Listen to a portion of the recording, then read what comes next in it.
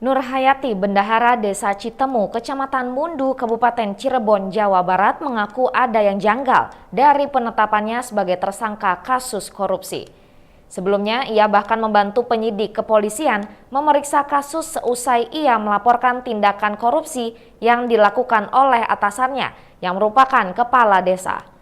Bahkan ia tak menyangka diberi surat penetapan tersangka atas kasus tersebut.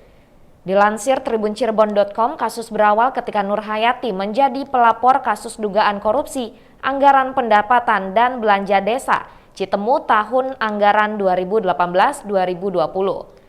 Dalam kasus yang terjadi, Nur Hayati melaporkan S yang merupakan kepala desa Citemu.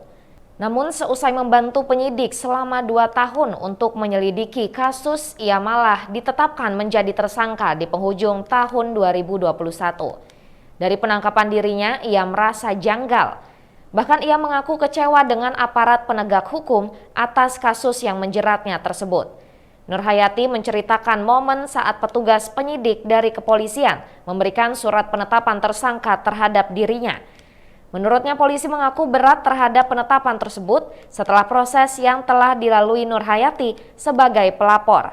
Namun polisi tidak dapat berbuat banyak karena hal tersebut merupakan petunjuk dari Kepala Kejaksaan Negeri Sumber Cirebon.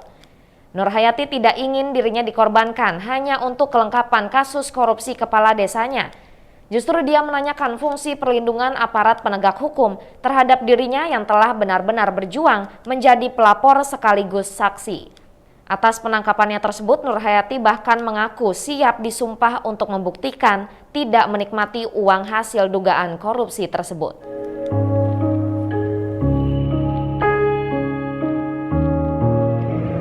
Dengan video ini, saya ingin mengungkapkan kekecewaan saya terhadap aparat penegak hukum, di mana dalam mentersangkakan saya yang pribadi yang tidak mengerti akan hukum itu merasa janggal.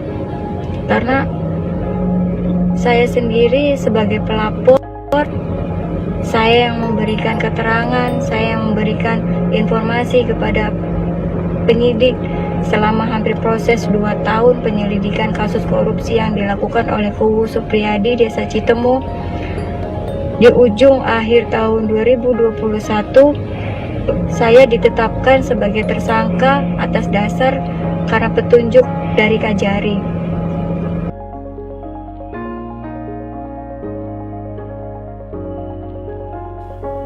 Saksikan terus berita terkini lainnya hanya di channel YouTube Tribun Bali.